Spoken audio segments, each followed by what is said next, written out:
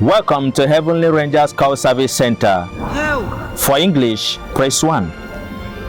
For Pidgin, abeg, press 2. Dan chicken ya Hausa, pinowahu.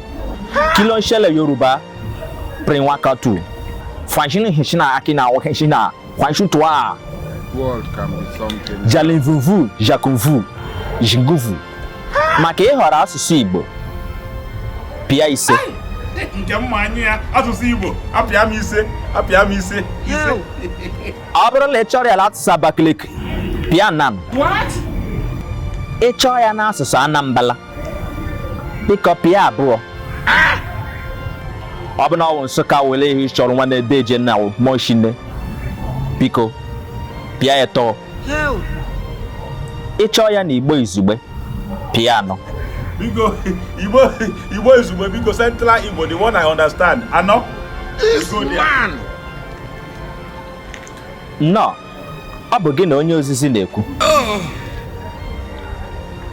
Ọ bụrụ na ị chọrọ ka ị mata ụdị mmadụ nne gị bụ, pịa otu. Ọ bụrụ na ị chọrọ ka ị mata ụdị mmadụ nna gị bụ, pịa abụọ.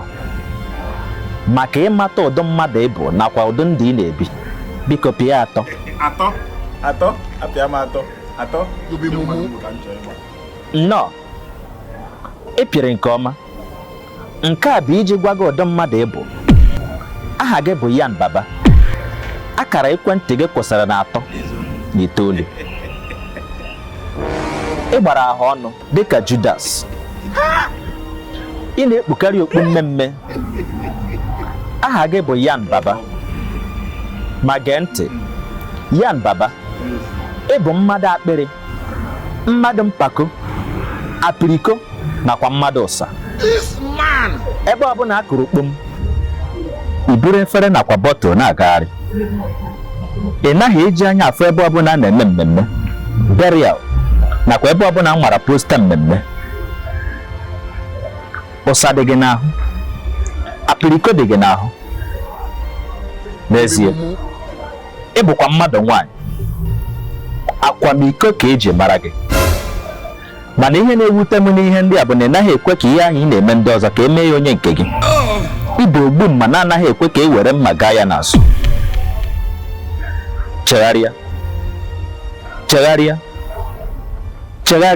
Oh my God. Ka e wee doziere gị ọnọdụ n'eluigwe. Maka ịgagharị okwu ndị a ị gere ugbu a, pịa kpakpando. Maka ịgbazi gị ọtọ kpamkpam ma kọwara gị ụdị mmadụ ị bụ nakwa ihe ga-eme gị n'oge ikpeazụ, pịa ash. Akọnalụ m ka nke ọtọ fon a, biko. Akọnalụ m efe na fon ekwere apịnụ. Kedu ihe ị na-eme? Ị ma na ị bụ onye iberibe. Eluigwe na-achị gị ọchị.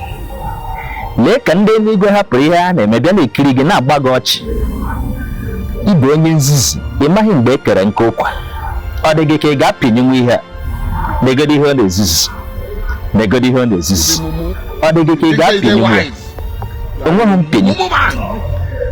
Ọ bụrụ na ị chọrọ ka a pịnyere gị ya, ọ bụ anyị onwe anyị ga-apịnye ya. Mana ọ dị otu ihe ị ga-eme. Ị ga-asọskraịbụ n'ọrụ ndị eluigwe anyị na-arụ ebe a. Ọ bụrụ na ị chọrọ ime transfa, pịa otu. Ọ bụrụ na ọ bụ POS ka ị ga-eji akwụnye ụgwọ, pịa abụọ. Ị ga-akwụnye ụgwọ site na Bitcoin, pịa atọ. World can be something else. Onye osisi netwọk adịla ebe m nọ. Aka m eme transfer mana enwerọ m netwọk, biko. So ka m pịnyụ anụ, biko. Enwerọ m netwọk, onye osisi. Ị bụ onye ụgha. O nweghị ebe igbe eje. Chee ka anyị nye gị wifi ya n'igwe. Onye osisi netwọk adịla. Hello. Wifi ya n'igwe. A na-eme ka amata na netwọk gị zuru ezu. Ị bụ onye mkpe. Gee ntị, ị bụ onye mkpe. Aka chịchịchị gị dị egwu. Bịa ebe a, bịa. Anyị na-gee ntị. Ị bụ onye aka, anyị na-anụ ihe ị na-ekwu. I know you just love that video you just watched, right? Share it to your friends and family. You want to go? To see more of my videos, the previous and the future ones, go to YouTube. Subscribe to my channel, Yambaba Comedy. Subscribe is free. Also on the bell for my notification to be popping up on your phone. You want to go? If you also need a good MC for your event, if you need a good event planner to package your event, I'm your light plug. I'm the best MC you will have for your event. If you want to learn advert for your brand, you want us to influence your brand, talk about your products in our videos, create a very nice way to promote your product, call us. If you want to also give shout out to anybody, you know, maybe birthday shout out, weekend shout out, Sunday shout out, any shout out, call us. We will do video to do shout out for your loved ones. We love and appreciate you.